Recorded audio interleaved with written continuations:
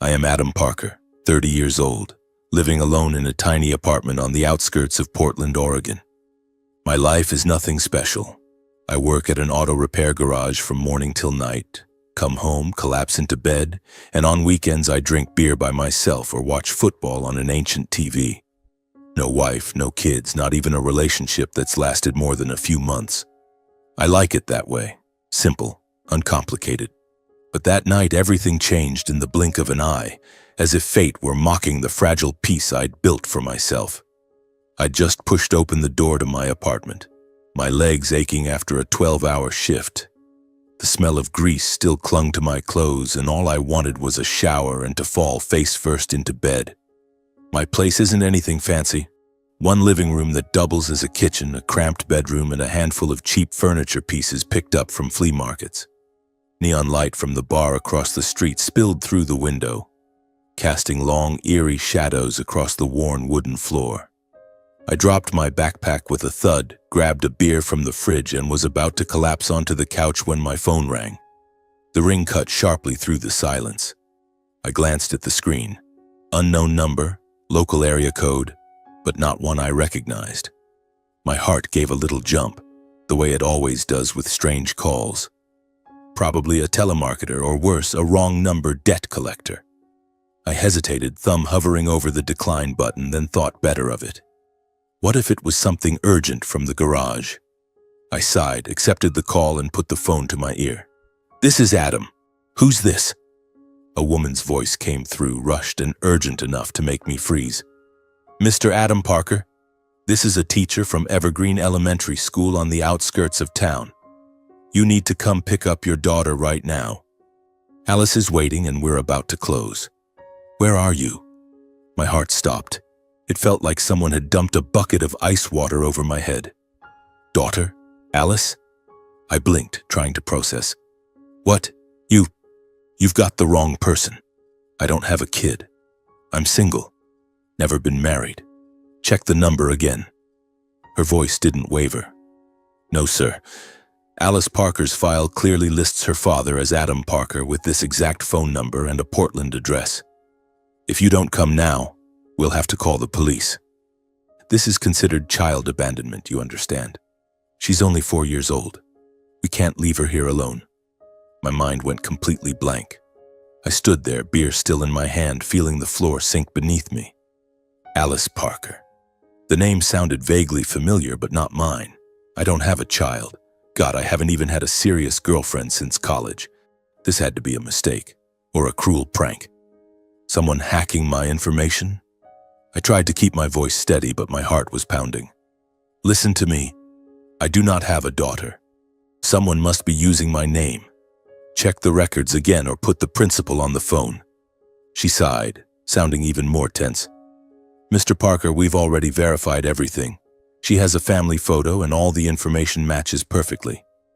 If you don't come, we will call the police.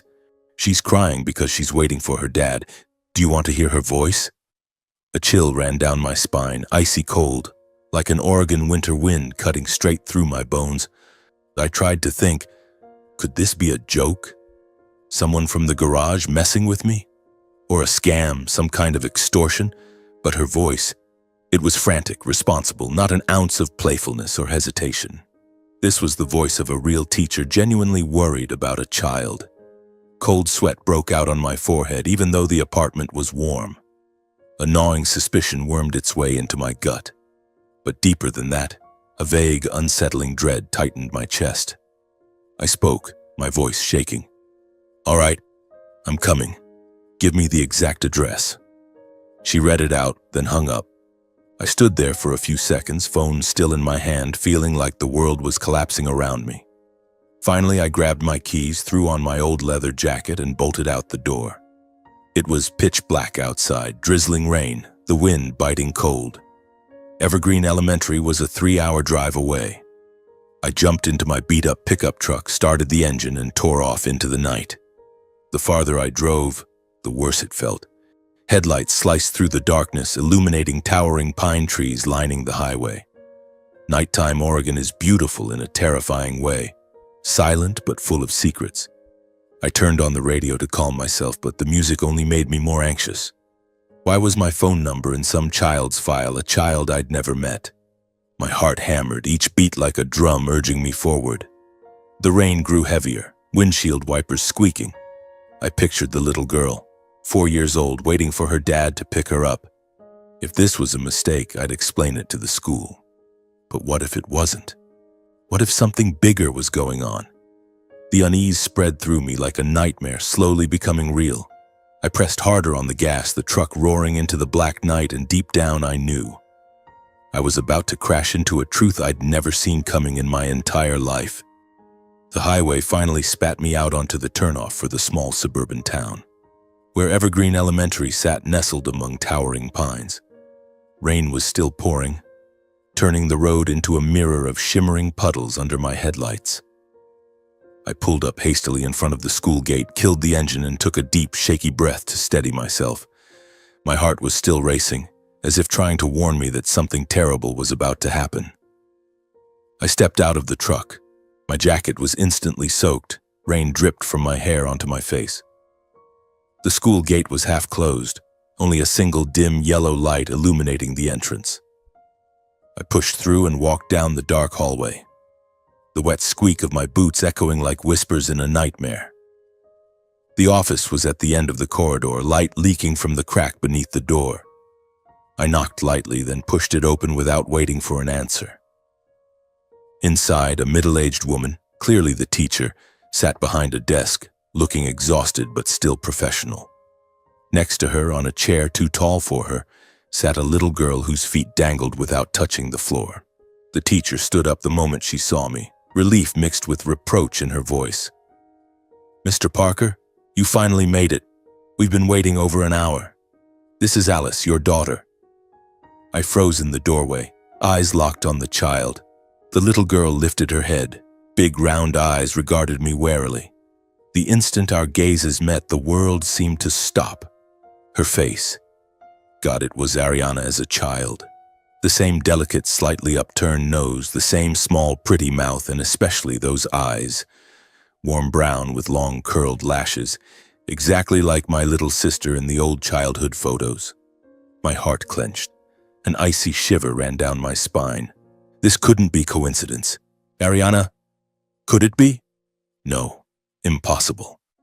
She disappeared 4 years ago, and if she'd had a child, the timing would make the kid exactly 4 years old right now. Or, I shook my head, trying to push away the insane thought. Suspicion surged like a tidal wave. I stepped closer, voice trembling. Are you sure? I don't have a child. This has to be a mistake. Please show me her file. I need to verify this. The teacher raised an eyebrow but didn't argue. She opened a drawer, pulled out a thin folder, and slid it across the desk. This is Alice's enrollment paperwork. We have complete parent information. You can look, but please don't waste any more of my time. Alice needs to go home. My hands shook as I flipped through the pages. Name, Alice Parker. Age, 4. Birth date, exactly 9 months after the period when Ariana would have been pregnant. Then the parent section. Father, Adam Parker, my phone number listed. Mother, Ariana Parker. Attached was a faded photo, blurry but unmistakably my sister. Ariana with that sad smile and messy long hair. I nearly stopped breathing. The air in the room suddenly felt thick, like someone was squeezing my throat. Ariana, was she still alive? And this child, my niece? The truth hit me like a punch to the face, making my head spin. Guilt, anger, and confusion crashed over me all at once, crushing my chest. Guilt for not searching for her long enough, for letting her vanish without doing more. Confusion. Why was my name listed as the father? Had Ariana used my identity to protect the child? I realized I was about to find my sister again after 4 years of silence. 4 years I'd lived with gnawing remorse, wondering where she was, how she was surviving. Now the truth stood right in front of me in the shape of a little girl. I signed the release form with numb fingers, then bent down and lifted Alice into my arms. She didn't resist. She just looked at me cautiously yet strangely. Something in her eyes flickered with a sense of safety, as if she somehow knew I was family. She walked beside me obediently as we left the school, her tiny hand gripping my finger. The teacher saw us to the door and reminded me not to be so late next time. I nodded mechanically, my mind still reeling. Outside, the rain had stopped, but the wind was still biting. I opened the truck door, placed Alice in the back seat, and wrapped an old blanket from the trunk around her. "Are you cold?" I asked as gently as I could. In the truck, she only said her name once, Alice Parker, in a tiny voice, then fell silent, clutching a tattered doll and staring out the window like she was used to shrinking away from the world. I tried to make conversation, asked about school, about Mommy, but she just shook her head, eyes fixed on the trees whipping past. My heart ached. What had this child been through? Why was she so quiet? I glanced at the file again and memorized the home address, a rundown apartment complex on the outskirts of Oregon, not far away. I immediately turned the truck in that direction, plunging back into the night, but this time with a small passenger who changed everything. As I drove, watching Alice's face in the rearview mirror opened the floodgates of memory from 4 years ago, rushing back like an unstoppable torrent. Every detail was vivid, like an old film playing in my head. Ariana had been a lively, innocent 22-year-old with a radiant smile. She'd followed me around like a shadow since we were kids. I remembered summer afternoons in Salem, the two of us running along the banks of the Willamette River, Ariana giggling when I taught her to fish. "Adam, you're my safest place in the whole world," she used to say, throwing her arms around me whenever she was scared. Ariana was the joy of our family, our little sister with long, shiny hair and sparkling eyes, always dreaming of a happy life. Then that innocence began to fade when she brought a man home to meet us, Ray Cross. He appeared like a strange wind, all warm smiles and sweet promises that even I half believed at first. Tall, well-dressed, worked for a nearby construction company. He talked about the future, about their dream house, and Ariana hung on every word. She looked happy, so I didn't interfere much. But soon the changes started. Ariana would come home with red-rimmed eyes, trembling, trying to hide her unease. She'd force a smile, say she was just tired from work, but I noticed the faint bruises on her arms, the way she dodged questions about Ray. Back then, I wasn't perceptive enough. I thought it was normal couples arguments. I never imagined it was the beginning of hell. Then the day Ariana told us she was pregnant, we were having family dinner when she suddenly set down her spoon, voice shaking. "Mom, Dad, Adam, I'm pregnant." Joy and fear mingled on her face, her eyes shining with hope. The family exploded. My father, Alberto Parker, a strict man obsessed with family honor, slammed the table and roared, "What have you done? Do you have any idea what that baby is? It's a disgrace. A stain on the Parker name." His face turned purple with rage. My mother, Delisa, just cried silently, hands clenched under the table. Ariana shrank into herself, trembling like a child, backed into a corner, tears streaming down her cheeks. Meanwhile, Ray started avoiding her right after that. Texts slowed, calls went unanswered, then he vanished completely as if he'd never existed. He abandoned her, leaving a gaping wound. I remember that final night under pouring rain. Ariana stood there, 5 months pregnant, shoulders shaking with sobs. Dad threw her out without a second chance. "Get out of this house and never come back. From this day forward, the Parker family has no daughter named Ariana," he bellowed, slamming the door. Ariana sobbed, clutching a single small suitcase. I ran after her into the rain, grabbing her hand, begging our parents to reconsider. "She's your daughter. She's my sister. No one deserves to be thrown out like this." But Dad turned his back coldly and Mom only cried without daring to speak. Ariana looked at me, eyes swollen. "Adam, thank you for being the only one who stood by me. But I have to go. Mom and Dad don't want me anymore." She walked away into the darkness, rain swallowing her fragile silhouette. I stood there, soaked and helpless. From that night on, Ariana disappeared from our lives. No calls, no messages, like she'd melted into the rain and been swallowed by an invisible world. I never found the courage to search thoroughly enough. I looked for her for a whole year, posted on social media, asked old friends, even hired a private investigator. But Oregon is vast, and she had simply vanished. For 4 years I lived with that guilt, blaming myself for not being strong enough. Every night I dreamed she was calling my name, begging for help, only to wake up alone. Now, looking at Alice, a child who was the spitting image of her, everything came slicing back like knives. Reality snapped back into focus, and I could never have imagined that today, everything I'd lost was returning in the cruelest way possible. Ariana, where was she? What had happened? My heart pounded harder as the truck turned into the rundown apartment complex. Crooked buildings appeared under the faint streetlights, and I knew the nightmare was only just beginning. My battered old pickup truck crawled slowly along the muddy dirt road, flanked by rows of cramped houses that looked like ghosts in the night. This slum sat on the ragged edge of Oregon's suburbs, a place the city lights never reached. Only flickering street lamps lit the way, casting weak glows over overflowing trash and cracked, stained concrete walls, the stench of open sewers mixed with the smell of wet earth after the rain. I glanced at Alice in the rearview mirror. She sat perfectly still, clutching her tattered doll, staring out the window with a heartbreaking familiarity. "Where's your house, Alice? Show me," I asked as gently as I could, trying to keep my voice steady even though my heart was pounding like war drums. She pointed ahead, her voice tiny. "Right there, mister. The one with the green door." Each meter we advanced made my heart beat harder, as if every inch dragged me deeper into hell.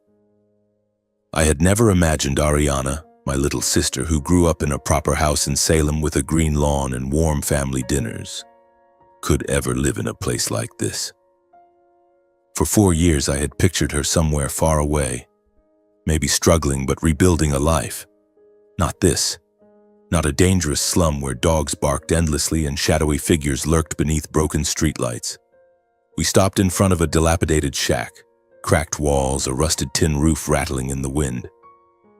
The front door hung ajar, unlocked, just a rotten plank leaning crookedly to one side, as if someone had kicked it in and never bothered to fix it. My chest tightened. This was home? This was where Ariana and Alice lived? I killed the engine and took a deep breath, but the icy air still clawed its way into my lungs. "Is this the one, sweetheart?" I asked Alice.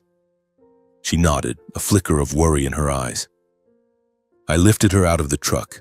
She clung tightly to my hand and we walked toward the door. Every step felt heavy, as though I were walking into a nightmare I didn't want to wake from. I pushed the door open.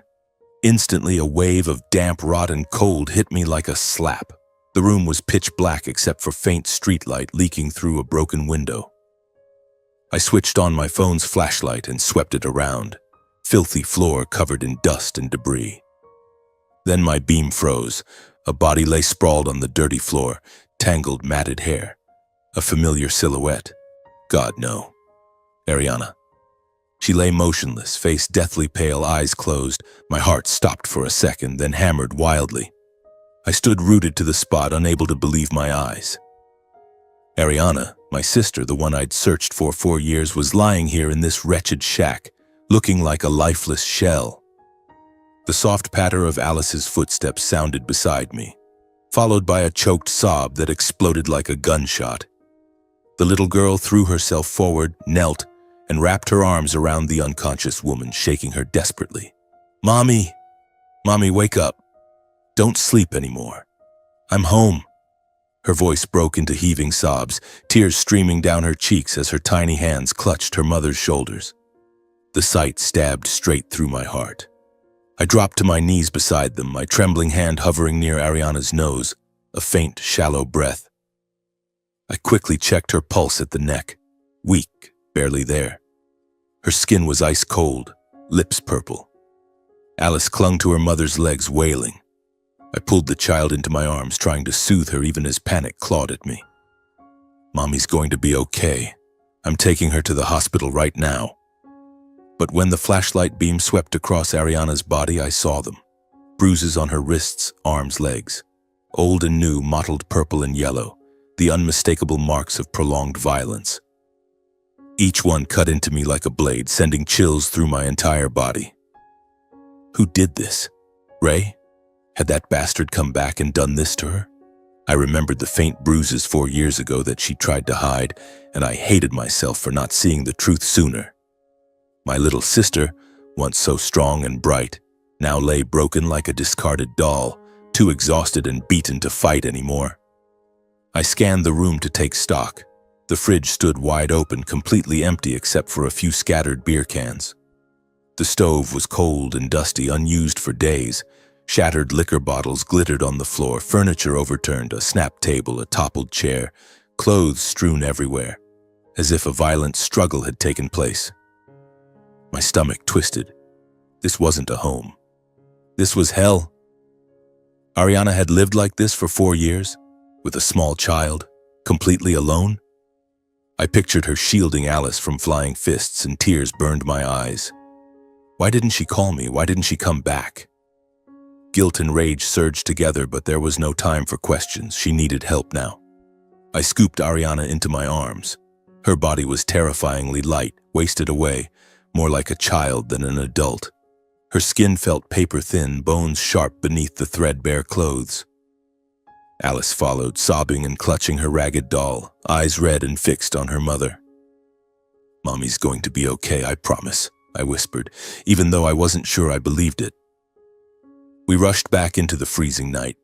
I laid Ariana across the back seat, wrapped my leather jacket tightly around her to keep her warm, then slammed the door. Alice climbed in beside her mother, stroking her hair and crying softly. I jumped behind the wheel, started the engine, and tore off into the darkness. The suburban streets were deserted, only distant sirens and the returning rain for company. I floored it, tires skidding on muddy roads, heart pounding so hard I thought it might burst. All I could hear was the faint, ragged breathing behind me, Ariana's fragile gasps like a whispered plea for help, and Alice's broken sobs, trying so hard to stay quiet but failing in waves, as if every second brought us closer to tragedy. I glanced in the mirror. Alice curled against her mother, face buried in Ariana's shoulder. The sight tore me apart. "I'm getting Mommy to the hospital right now, Alice. She'll be okay. Just hang on, I'm here," I said, voice shaking. But dark thoughts flooded in. What if I was too late? What if she didn't make it? What had she endured alone all these years? I remembered that rainy night she left, pregnant, heartbroken, and how helpless I'd been. Now fate was giving me a chance to make it right, but in the cruelest way possible. The road to the hospital felt endless. I raced through dark neighborhoods, headlights slicing the night, briefly illuminating huddled homeless figures on the sidewalks. Rain hammered harder, wipers screeching in rhythm with Alice's crying. Finally, the flickering neon sign appeared. Oregon Community Hospital, an old building but our only hope. I screeched to a halt at the emergency entrance, scooped Ariana into my arms, still unconscious, and ran. Alice sprinted behind me, clutching the hem of my jacket. I burst through the bright, cold corridor, the smell of disinfectant hitting me like a wall. "Please help my sister. She's unconscious," I shouted at the medical staff. They rushed over with a gurney, laid Ariana on it, and wheeled her into the trauma room. "Sir, please stay calm and wait out here," a nurse said, professional but distant. I stood outside the doors, watching through the frosted glass as they hooked up IVs and monitors. My chest felt crushed. I held Alice close. She pressed against me, crying quietly. Through the glass, I could see Ariana lying there, fragile under the harsh white lights, and all I could think of was the darkness she'd endured alone for 4 years. Pregnant and abandoned, giving birth in poverty, then beaten by that monster. Why didn't she call me? Why did she suffer in silence? Tears rolled down my face, mixing with sweat. Alice whispered, "Mister, will Mommy wake up?" I hugged her tighter. "Of course, sweetheart. Your mom is so much stronger than you know." But inside I was terrified. This nightmare wasn't over, it had only just begun. I sat in the hallway, time crawling like torture, my mind spinning with memories and fear. Ariana, my little sister, was finally found, but in the worst possible state. I would never let her suffer again. Never. The hospital corridor was icy cold, thick with the sharp smell of disinfectant and the endless beeping of machines echoing from nearby rooms. Alice had finally fallen asleep in my arms, still clutching her ragged doll, her small face pale with exhaustion. I glanced at the wall clock. More than an hour had passed since they wheeled Ariana into the emergency room.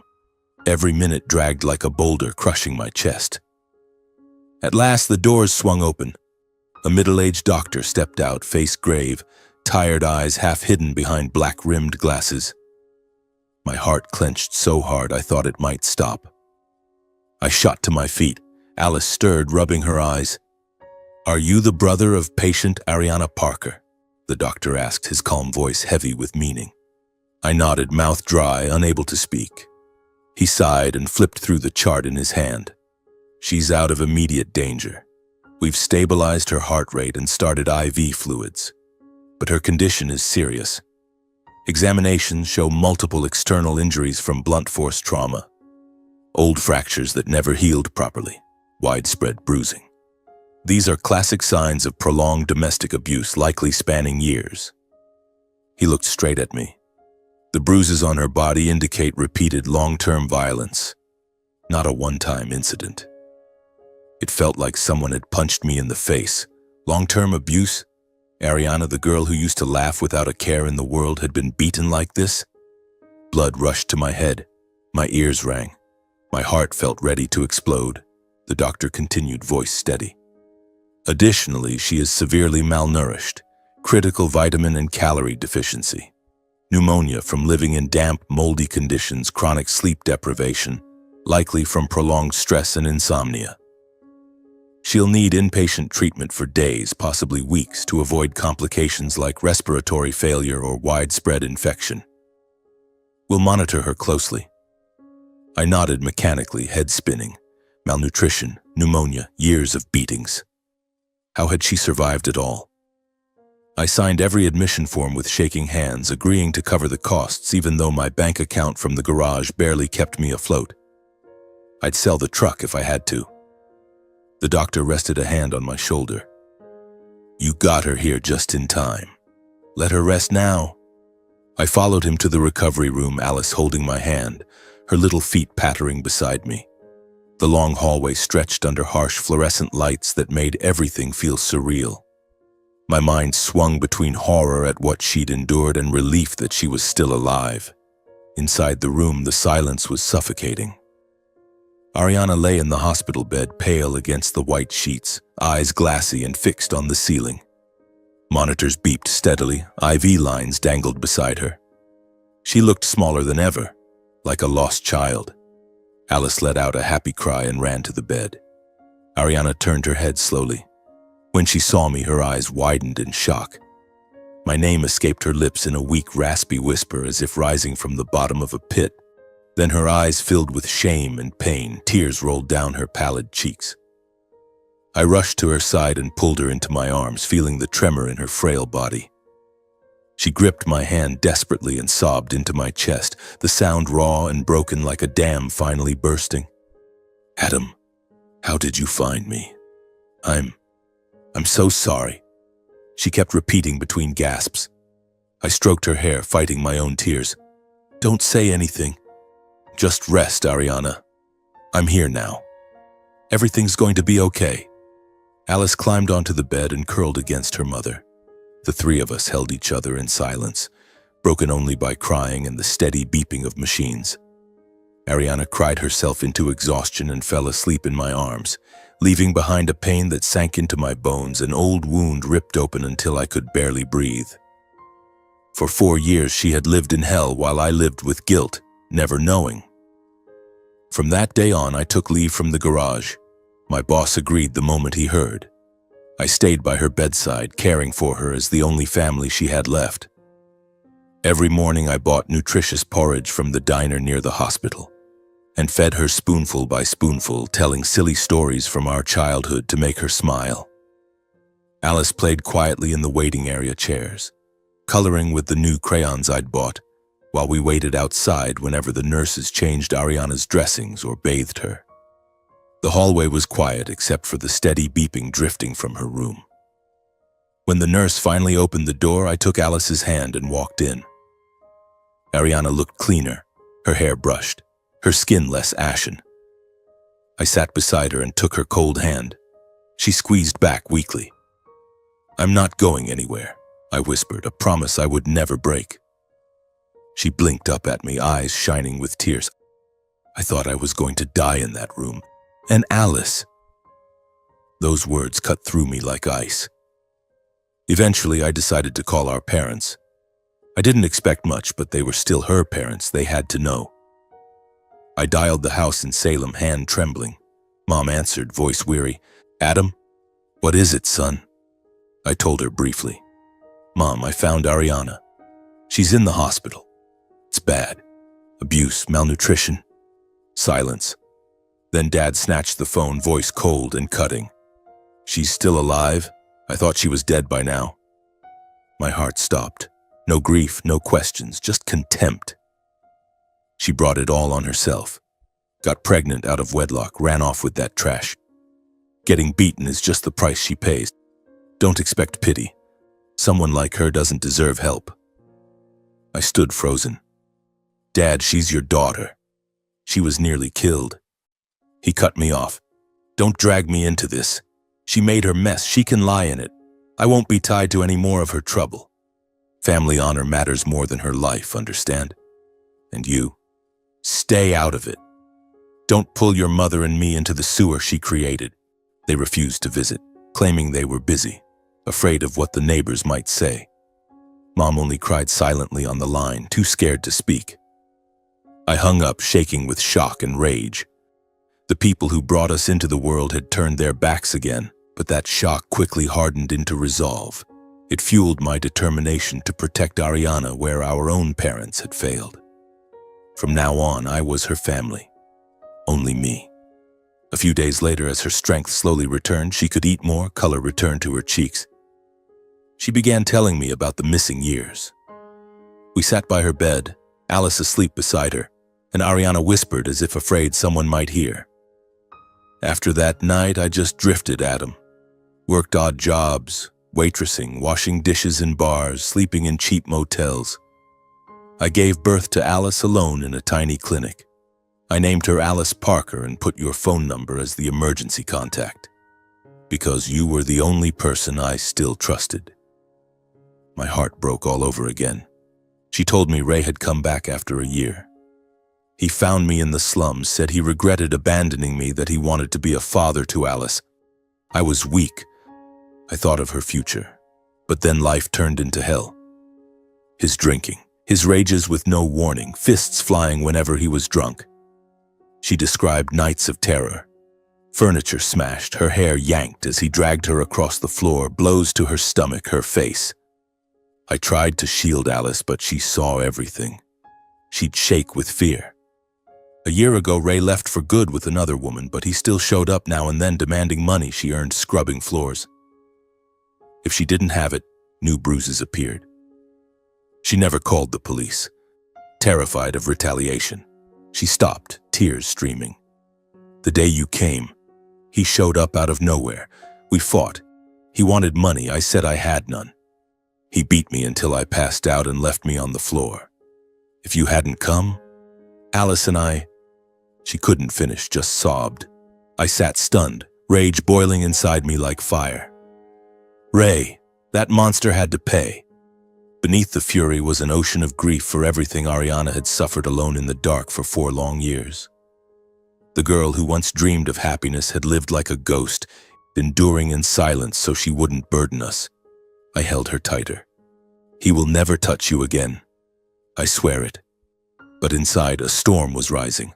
The horrible truth was out, and I knew the road ahead would be brutal. The following days in the hospital passed in weary but hopeful waiting. Ariana recovered little by little. Her skin regained some color, her eyes cleared, and she began to smile more often as she watched Alice play beside the bed.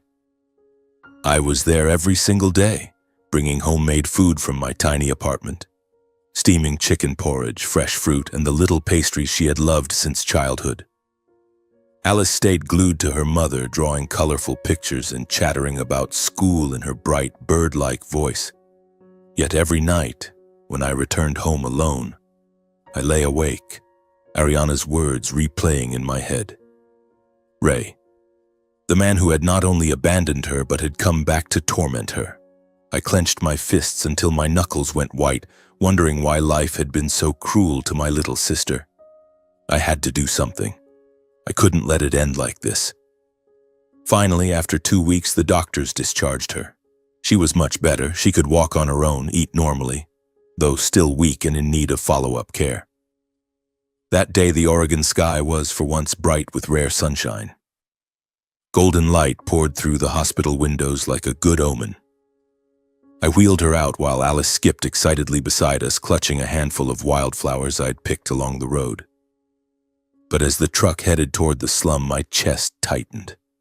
I couldn't let her go back to that hellhole full of deprivation, danger, and nightmares. I stopped the truck just outside the hospital gate and turned to her, voice firm. Ariana, listen to me. You and Alice are not going back there. Ever. Come live with me. There's room for both of you. You won't have to worry about a thing. She looked at me, eyes uncertain. She bit her lip, fingers twisting the thin hospital gown. Adam, I don't want to be a burden. I've caused enough trouble already. That apartment, it's been our home, however temporary. Her voice trembled with shame. I saw the fear in her eyes, fear of being rejected again, fear of depending on someone. But I didn't back down. I told her about my place. Small but clean, safe, with a little backyard where Alice could play. You're my sister, Ariana. Alice is my niece. I can't let you two live in a place with no lock on the door and trash everywhere. Let me take care of you. I'm begging you. I looked at her, eyes brimming, and after a long hesitation, she finally nodded. Thank you, Adam. Thank you for not abandoning me. The three of us collected the few belongings they had from the slum, a couple of worn outfits, Alice's tattered doll, a handful of personal items, and left that place forever. As we drove away, I glanced in the rearview mirror and watched the crooked buildings disappear, a huge weight lifting from my chest. Back at my little apartment on the outskirts of Portland, the place suddenly felt warm in a way it never had before. I gave them the bedroom. A real bed, clean sheets, a soft golden nightlight. I made up a bed for myself on the old living room sofa and slept like a king, knowing they were finally safe under my roof. Ariana rested while Alice explored every corner with delighted squeals. I cooked our first dinner together, spaghetti with meat sauce, her childhood favorite. The smell of food filled the air. Alice's laughter echoed through the rooms, and for the first time, my apartment no longer felt lonely. Thank you, Adam, Ariana whispered as we ate. I never thought I'd have a day like this again. I smiled, but deep down the worry lingered. Ray was still out there, and he could show up any time. In the days that followed, life for the three of us slowly settled into a rhythm. Ariana improved visibly. She ate heartily, slept deeply, and started helping around the house.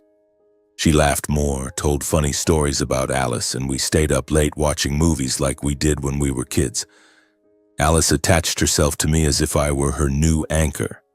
She called me Uncle Adam, followed me everywhere, and even fell asleep on my shoulder while I read her bedtime stories. I took her to the nearby park, pushed her on the swings, taught her to fish in the little stream, and suddenly my life had meaning again. Mornings began with the smell of fresh coffee. Ariana sat at the kitchen table talking about old dreams while Alice drew pictures of the three of us as a family. That peace made me forget my fears, but I knew deep down it was fragile as glass. And the peace didn't last long. One evening after work, the Oregon sky already dark, rain drizzling softly. I pulled up to the apartment exhausted from a long day at the garage, looking forward to dinner with Ariana and Alice. But the moment I parked, my heart stopped. Crashing and banging came from the front door, mixed with a guttural, animal-like roar. Open the damn door! I know you're hiding in there. "Ariana, you bitch! Get out here!" I leapt from the truck, blood rushing to my head. Ray, he was pounding and kicking the door like a madman, his huge frame looming under the streetlight, face crimson with drunken rage. Through the window, I saw Ariana clutching Alice, both of them trembling. Ariana's voice cracked with terror as she begged him to leave them alone. "Ray, please go. Just leave us in peace." I didn't think. I charged forward and shoved him away from the door with all my strength, sending him sprawling. I planted myself between him and my family, every muscle taut, fists clenched. "Who the hell are you?" he snarled, scrambling to his feet, eyes bloodshot, ready to lunge. But something in my cold, unwavering stare made him hesitate. I was taller, broader, and the murderous look in my eyes must have been unmistakable. He stayed on the sidewalk, spitting venom instead of swinging. "You're the brother, right? You think you can steal my woman and my kid? Give them back. Or I swear I'll come back, and you know what'll happen. I'll burn this whole place down and kill every last one of you." Adrenaline surged through me. My limbs shook, but I didn't step back. I locked eyes with him, voice low and icy. "Touch them again and I won't let you walk away alive. Get out of here right now, or I'm calling the cops." The word cops made him pause. He hurled a few more filthy threats, promised he wasn't finished, then staggered off into the darkness. I stood there, breathing hard, watching until he vanished completely before daring to turn back to the house. Ariana flung the door open and threw herself into my arms, shaking uncontrollably. Alice hid behind her, eyes red with tears. I held them both, feeling their fear in my arms, trying to calm them even though my own blood was still boiling with rage and terror. "He's gone. I'm here. You're safe." But inside, dread spread like ice. He knew where we lived and he would come back. Once Ariana calmed down, we sat around the kitchen table with cups of hot tea. Alice had finally fallen asleep after the ordeal. Ariana sat curled up, eyes swollen. I knew silence would only make things worse. Ray wouldn't stop and we couldn't live in fear forever. I spoke with quiet determination. "Ariana, we have to put him in front of the law. I'll gather evidence. Hospital records, photos, security footage if we can get it. He has to pay for what he did to you."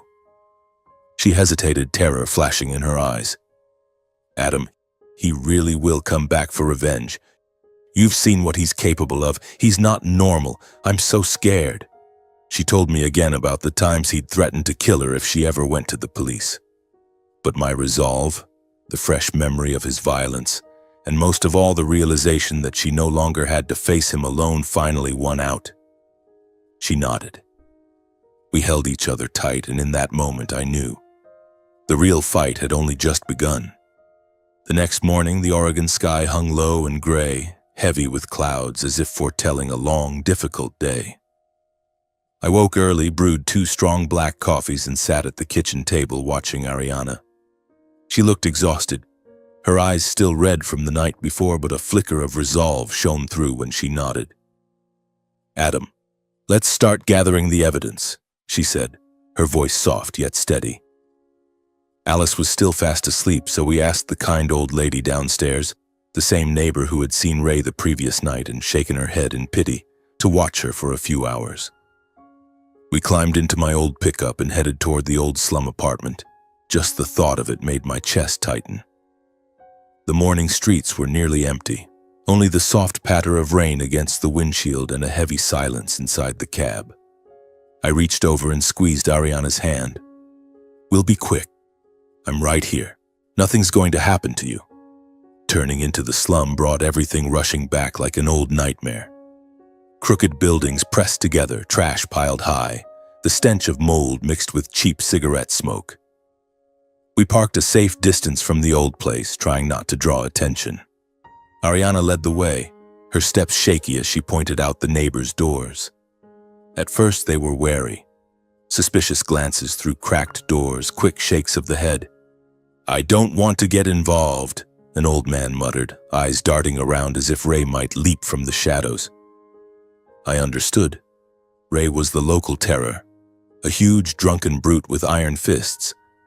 But when I explained calmly yet earnestly, "We're putting him away for good. He won't hurt anyone again. Please, just tell us what you saw." A few began to open up. They led us into their cramped rooms and spoke in whispers as though he might hear. A middle-aged woman 2 houses down described the nights Ray brought other women home. Young, drunk girls laughing loudly at all hours. "He didn't even try to hide it," she said angrily. Ariana was alone with the little girl while he dragged those women in and smashed everything. I heard her screaming, heard the child crying. My heart twisted, imagining Ariana curled in a corner, shielding Alice. A plumber who lived nearby told of the times Ray, blackout drunk, punched through windows and hurled bottles against walls, the crash of glass echoing through the whole block. He was like a wild animal. Ariana would run out crying, face swollen. I wanted to help, but I was afraid he'd come after me. Every story was another piece of the hell Ariana had lived in. I wrote it all down carefully, my hand trembling with rage. Then came Maria, the thin, white-haired woman who lived right next door. Her hands shook as she clasped them together, voice breaking with emotion. She told us about one freezing night when Ray had shoved Ariana, heavily pregnant with Alice, out the door. Ariana collapsed onto the icy concrete, blood pooling beneath her. Maria had quietly opened her door and pulled Ariana inside for a few hours while Ray raged outside, drunk and screaming before finally leaving. Ariana had sobbed uncontrollably, begging Maria never to tell anyone, terrified that if Ray found out he would kill her. Maria took Ariana's hand now. "I can't watch you suffer anymore. I've seen too much. This time I will testify." The image of my once strong sister living in constant terror crushed me. I recorded every statement, collected shaky signatures, and saved the audio from my phone to strengthen the case. Each signature felt like progress, but the tension was thick. Everyone kept glancing over their shoulders. Leaving the slum, we drove to the small suburban hospital where Ariana had been treated so many times. The head doctor, an older man with silver hair, recognized her immediately. "Little one, you finally came back," he said, voice full of sorrow. We requested all her old medical records, the time she came in for falls downstairs, kitchen accidents, the excuses the doctors had always suspectedly doubted.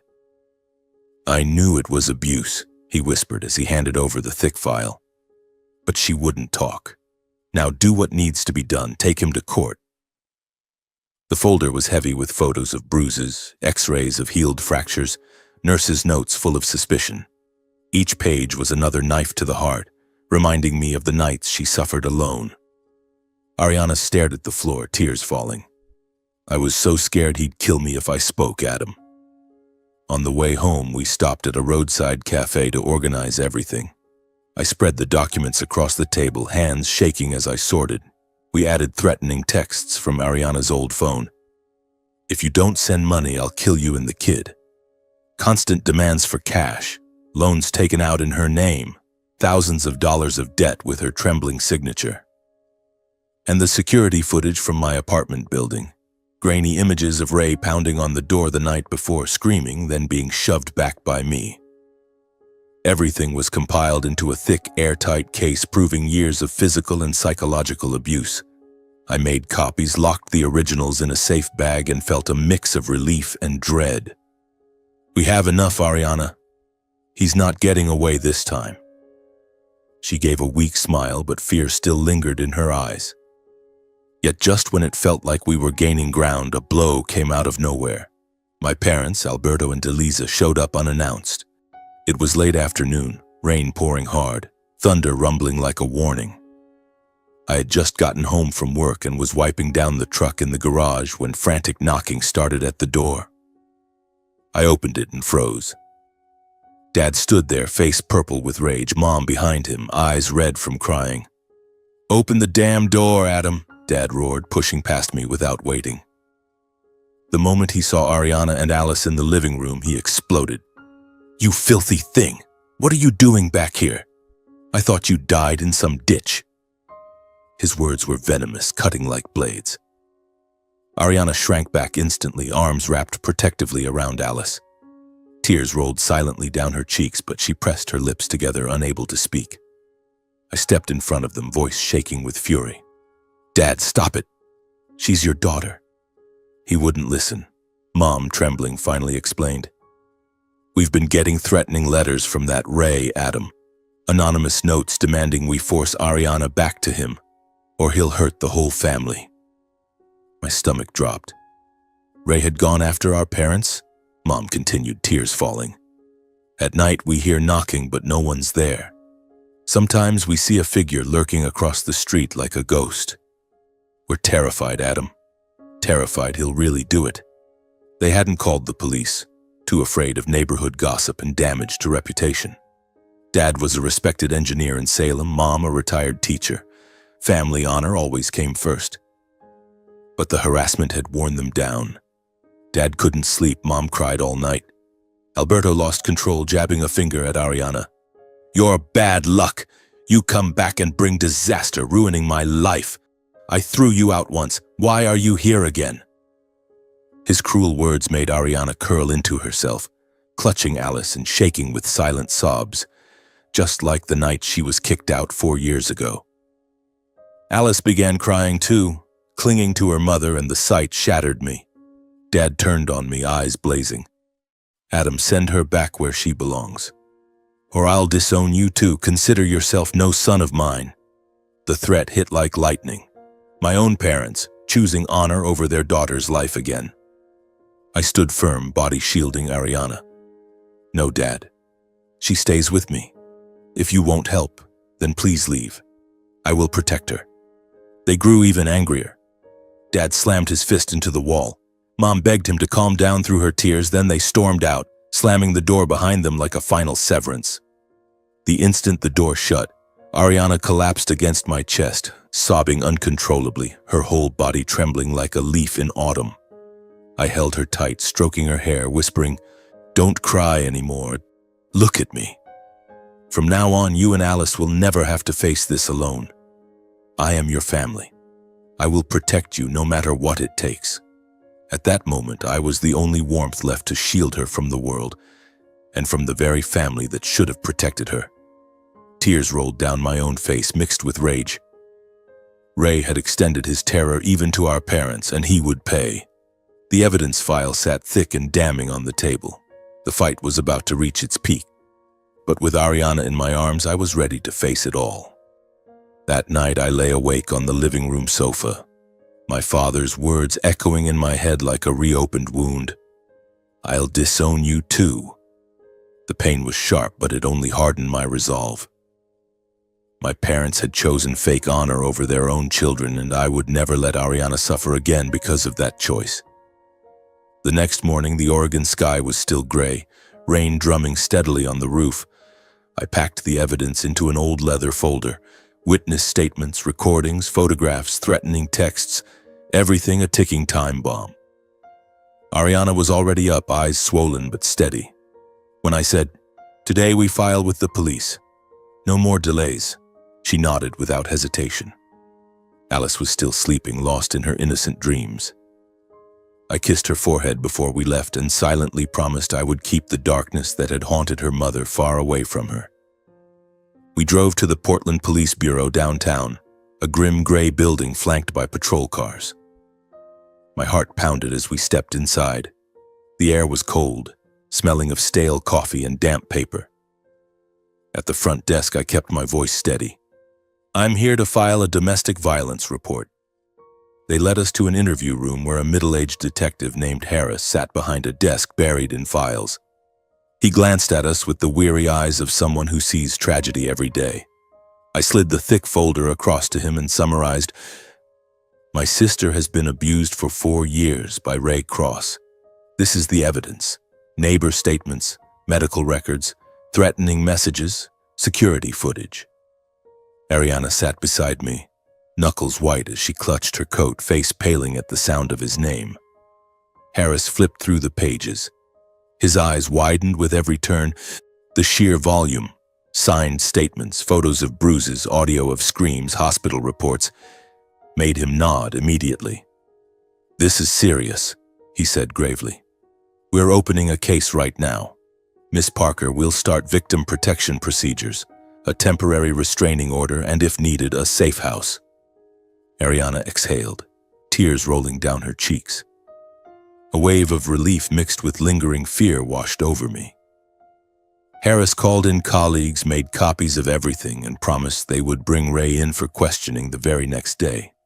We left the station in a light drizzle, hands tightly clasped, but I knew this was only the beginning. Ray would not go quietly, he would hit back. He did. The next day he was summoned to the station. I wasn't there, but Harris called afterward. Ray had shown up reeking of alcohol, wearing an old leather jacket, belligerent from the start. When questioned about Ariana's injuries, he snarled, "Accidents! That bitch fell on her own." He tried to turn the tables, claiming she was the violent one, that she cheated, that she drank, anything to muddy the investigation. The police weren't fooled. The evidence was overwhelming, and his aggression only proved his guilt. Harris said Ray nearly lunged at an officer and had to be restrained. "He's panicking," Harris told me over the phone. "We're fast-tracking this."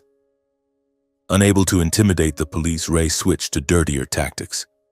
A few days later, while checking social media, a new habit to monitor him, I saw the poison spreading. He had posted long, vicious rants on Facebook and Twitter accusing Ariana of sleeping around and calling me the perverted brother who seduced and stole his wife and child. Ariana is a whore. Adam Parker is a homewrecker. He attached old photos of her, doctored to make her look depraved. My blood boiled as I scrolled, my hands shook with rage. Public reaction split instantly. Some supported him and left vile comments. Typical trashy woman. Others doubted the story, but the damage spread like wildfire. Tabloid sites, cheap gossip pages hungry for scandal, republished everything with screaming headlines. Brother steals sister-in-law, Oregon family drama explodes. My name and photo were everywhere, painting me as the villain who destroyed another man's family. My phone wouldn't stop ringing. Old friends asking questions, co-workers at the garage giving strange looks. It felt like knives in my chest. My parents were hit hard too. In Salem, the rumors reached the neighbors. Gossip traveled from social media to the grocery store. They called one evening, Dad roaring through the speaker, "You've dragged disaster on this family." Neighbors won't stop talking. I'm ashamed to show my face. Why didn't you just let that bitch fend for herself? Mom sobbed in the background. Adam, we can't take any more.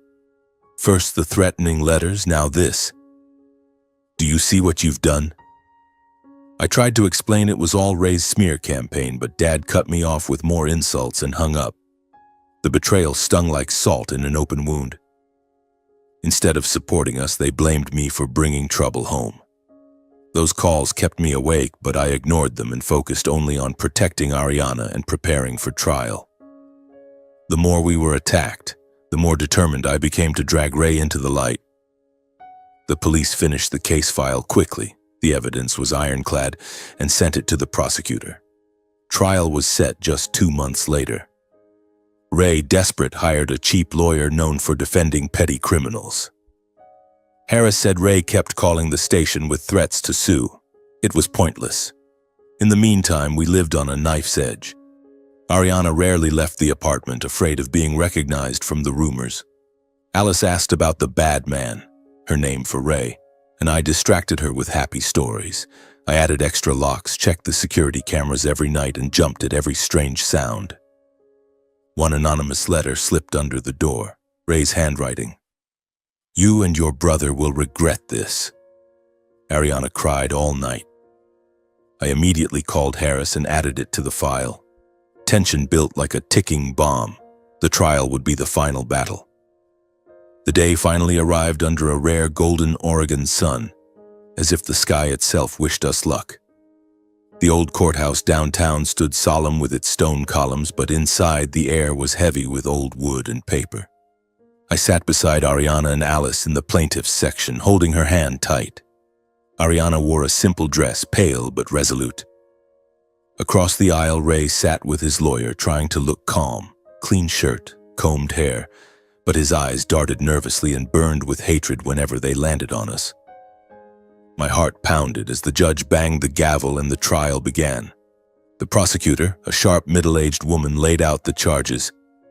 Defendant Ray Cross is accused of prolonged domestic violence causing injury, death threats, extortion, and disorderly conduct. When my turn came, I stood, voice trembling but firm, and presented every piece of evidence. Neighbor testimonies recounting screams and destruction. Hospital records with photos of bruises and x-rays of broken bones. The judge raised an eyebrow. Threatening texts projected on screen. "I'll kill you if you go to the police." Security footage of Ray pounding on my door. Loan documents proving years of financial coercion. Each item landed like a hammer blow. The courtroom fell silent except for shocked whispers from the gallery. Faced with irrefutable proof, Ray's excuses only exposed his lies and cruelty. He took the stand and whined, "I loved Ariana. She hurt herself and framed me." His lawyer tried to call it a family misunderstanding, but crumbled under the prosecutor's cross-examination. The judge shook his head. Ray began to sweat, eyes wild. After 3 tense hours, the verdict came. The judge adjusted his glasses and read aloud. Defendant Ray Cross is found guilty on all counts of domestic violence causing injury, death threats, extortion, and disorderly conduct. Sentence: 10 years imprisonment and a permanent restraining order prohibiting any contact with victims Ariana Parker and Alice Parker. The gavel slammed down. The room erupted in murmurs. Ray screamed, "No! You're framing me," as handcuffs clicked onto his wrists. He was dragged away, turning one last time to glare at us with pure hatred. Ariana exhaled, shoulders shaking with relief and sobs. I simply held my sister's hand, tears rolling down my own face. 4 years of hell were finally over. We walked out of the courthouse into the warm afternoon light. No more screams, no more threats. Only the fragile peace we had fought so hard for after 4 endless years. A gentle Oregon breeze carried the scent of autumn leaves, and for the first time, Ariana truly smiled. "Thank you, Adam, for everything. Without you, I don't know what would have happened to us," she whispered. I pulled her and Alice into my arms, heart full of hope. The wounds would take time to heal, and a new journey was just beginning. But we had won. Not with fists, but with truth and love. The days immediately following the trial felt like turning to a new chapter, though the aftershocks still smoldered. Local media covered the case extensively. Long articles in the Oregonian and on regional news channels carried sensational headlines like "Brave Brother Saves Sister from Years of Domestic Hell" or "Shocking Case, Abuser Sentenced to 10 Years." For the first time, I felt true relief. The truth had been completely vindicated. Ariana received hundreds of supportive messages from strangers on social media. Facebook, Instagram, everywhere. People sent words of encouragement and solidarity. She read them with tears streaming down her face, but they were tears of joy this time. Those messages gave her the faith to start over. She began sleeping through the night, eating properly, and the light slowly returned to her eyes. Alice felt the change, too. She ran around the apartment laughing, playing with the new doll I'd bought her, chattering excitedly about school and what tomorrow would be like with a sparkle I'd never seen before. Together we cleaned the apartment, painted the walls a soft sky blue to chase away old memories, and every evening the 3 of us gathered to tell silly stories, finally feeling like a real family. Meanwhile, our parents became the target of public condemnation. The news spread, and everyone learned how they had thrown Ariana out years ago, refused to help when she was in the hospital, and even hurled insults when they showed up at my door. Relatives distanced themselves. Phone calls from aunts and uncles dwindled, then stopped entirely. Neighbors in Salem turned away, whispering behind their backs, "What kind of parents treat their own child like that?" Society shunned them for the cruelty they had shown their daughter. Once proud of their reputation, Dad with his stable engineering career, Mom with her gentle retired teacher image, they now lived in seclusion, afraid to leave the house because of the scornful looks from others. A distant relative told me Dad had grown quiet, Mom often cried alone, and the once warm home had become a prison. It hurt my heart, but I felt no regret. They had chosen that path and now had to live with the consequences. I started over with a new job. Using the small savings I'd scraped together over the years, I opened a modest electronics repair shop on the outskirts of Portland. It was just a rented garage with a glowing neon sign that read Parker Repairs. But it was my dream. I worked tirelessly to build a future for the three of us, fixing laptops, phones, and computers for local customers from dawn until late at night. Ariana supported me wholeheartedly. "You're going to make it, I believe in you." She helped clean the shop in the early days, and our very first customer, an elderly lady with an old computer, smiled and said, "You're that kind young man from the news, the hero." Every dollar earned went toward Alice's education, Ariana's fresh start, and the dream of one day buying a bigger house. Ariana found part-time work at a cozy neighborhood cafe filled with the smell of freshly ground coffee and toasted bread. She started on morning shifts, making lattes and chatting with customers, slowly rebuilding an independent life. When she received her first paycheck, she beamed. "Adam, I feel alive again." Alice couldn't wait to go to school each day, the colorful elementary school nearby, full of new friends. Her innocent smile returned. She came home chattering, "Today I drew Uncle Adam fixing a car." We took turns dropping her off and picking her up, and in the afternoons the three of us cooked together. Spaghetti, fresh salads, homemade cakes. Life settled into a calm, hopeful rhythm. We built a new home where there were no more screams, no more fists, no more fear hanging over us. Every night I listened to the steady breathing of Ariana and Alice from the bedroom, and an unfamiliar peace filled my heart. A year passed in the blink of an eye, yet it was filled with small, meaningful changes. The shop grew busier, from cracked phone screens to home security installations. I hired an assistant, and the income finally allowed us to move into a slightly larger house with a green backyard where Alice could run free. Ariana was promoted to afternoon shift manager at the cafe and started taking online business management courses, dreaming of one day owning her own place. Alice shot up. Now 5 years old, she was doing well in school, making friends, and no longer flinched at loud noises. We celebrated the little things. Alice's birthday with cake and balloons, Christmas with a tree we decorated ourselves, weekend picnics by the Willamette River where we used to play as kids. Memories of Ray faded like a distant nightmare, and we learned to live without looking over our shoulders. Then, on a crisp autumn afternoon with golden leaves covering the yard, Delisa, our mother, suddenly appeared at the door. I was working on a car in the garage, Ariana was making coffee in the kitchen, and Alice was playing outside when a soft knock sounded. I opened the door and froze. Mom stood there, thinner than before, eyes shadowed from sleepless nights, her face etched with deep regret and new wrinkles. She wore an old coat, clutching her purse tightly, looking like a ghost from the past. "Adam, I need to talk," she whispered, voice trembling. My chest tightened. After years of silence and harsh words, she was here now. I let her in. Ariana stepped out of the kitchen and stopped dead when she saw her.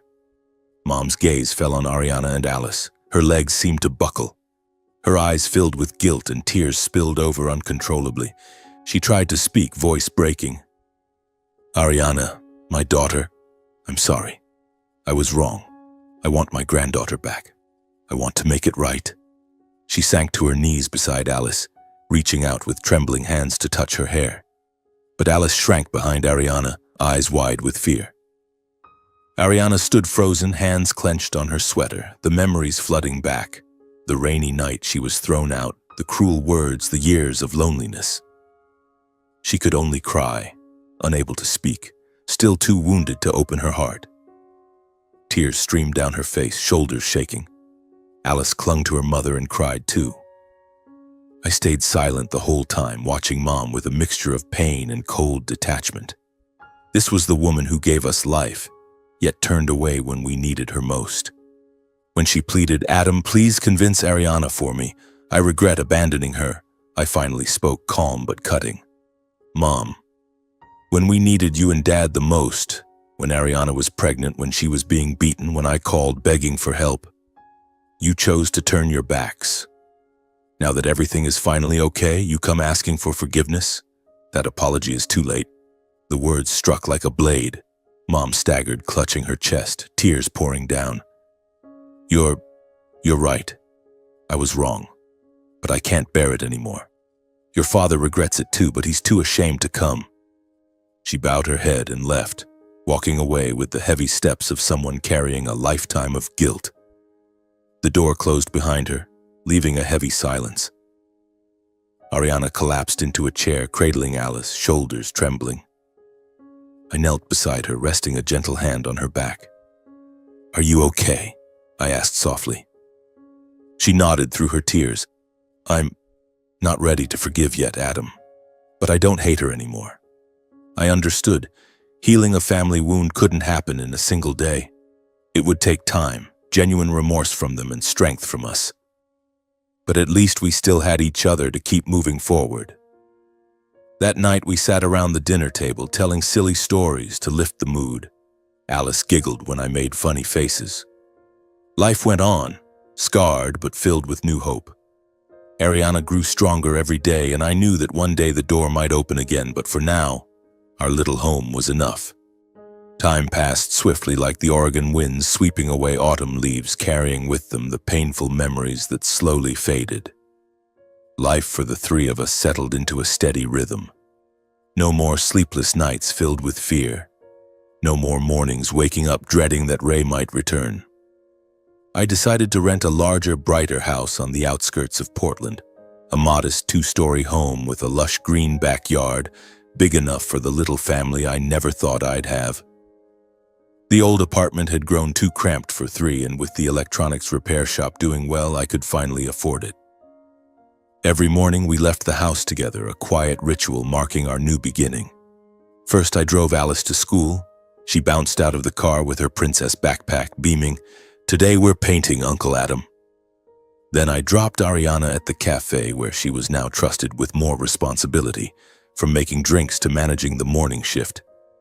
"Have a good day," she'd say, kissing my cheek before stepping inside, the scent of freshly roasted coffee trailing behind her. I went on to the shop, which was thriving thanks to regular customers and word of mouth from the news stories. People came steadily, students with broken laptops, families needing security systems, and I worked with greasy hands and a full heart. Those mornings under Oregon's clear post-rain sky made life feel like a calm river after years of raging storms.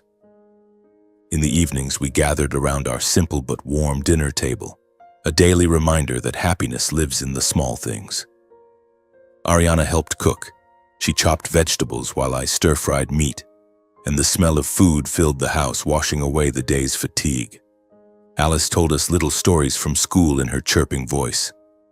Today I played tag with Lily, and I was the fastest. We laughed loudly, sharing funny tales about odd customers at the shop or difficult patrons at the cafe. The house rang with laughter we once thought we'd never hear again. Real, unforced laughter with no fear hiding behind it. I remember one night while washing dishes, Ariana leaned her head on my shoulder and whispered, "Adam, I never thought I'd have evenings like this. So peaceful." I turned and hugged her, feeling the warmth of a body that had once been frail from starvation, now healthy again from regular meals and deep sleep. As for our parents, though they never showed up in person, every now and then gifts and handwritten apology letters arrived for Ariana. Small things: a new doll for Alice, a scarf for Ariana, a box of cookies, accompanied by hesitant lines revealing late-blooming remorse. "My daughter, I'm sorry. I know this apology comes too late, but I hope one day you can forgive your father and me," Mom wrote in one letter, the handwriting shaky. Dad wrote less, but once included an old family photo with a short note. "I hope you can forgive me. I'm sorry." Ariana read them calmly, no longer angry. She sat by the window holding the letters for a long time, then whispered to me, "I don't hate them anymore, Adam. But it's not forgiveness yet. The wounds are too deep. They need time to heal." I nodded. I understood that pain of abandonment doesn't vanish easily no matter how many seasons pass. We didn't reply right away. We simply stored the letters in a small wooden box, part of a past slowly closing. I understood better than anyone. Family wounds are the hardest to heal because they come from the very people who were supposed to love us unconditionally. I didn't push Ariana, didn't try to force reconciliation with phone calls or arranged meetings. Instead, I let time do its work, trusting that genuine remorse might one day open a brighter door for all of us. Some nights after Ariana was asleep, I sat alone in the living room thinking about our parents, about the cold house in Salem now. The nights they surely lay awake with regret. My heart still ached, but the anger was gone. Only a quiet sadness remained, like a cool autumn breeze. I told myself, maybe one day our family will reconnect. But right now, Ariana and Alice come first. One afternoon, as golden sunset light bathed the backyard, I stood quietly watching Ariana and Alice play.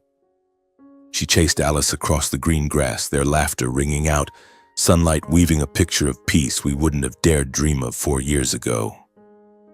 Ariana wore a simple floral dress, hair dancing in the wind, looking again like the lively 22-year-old she once was. Alice squealed, clutching a ball, her face radiant and free of fear. I stood at the back door holding a cup of cold coffee, realizing my life had changed forever the moment I stepped into that wretched shack and found my sister, and the true meaning of family. 4 years ago, I was a lonely bachelor drifting through days filled with work and guilt. Now I was the pillar of a small family, carrying responsibilities and joys I never imagined. From loss, violence, betrayal, and the heartlessness of those who should have protected us, I learned that the greatest strength lies not in fists or shouts, but in standing up for the people you love. Ray with his iron fists, our parents with their cruel words, they were all shadows. But shadows cannot extinguish the light of sibling love, of a mother's love for their child. The lesson I carry is this: in the darkest moments, if even one person stands by your side, the world becomes far less terrifying. The way I stood by Ariana, the way she stood by Alice, a fragile yet unbreakable chain that pulled us through hell. And my advice to anyone who has suffered like Ariana: you are not weak for asking for help. You are choosing to survive, to keep living, so that one day light can find you again. I remember the nights Ariana cried alone in the hospital, the moments she hesitated to call the police out of fear of revenge. But when she finally spoke, when she leaned on me, everything changed.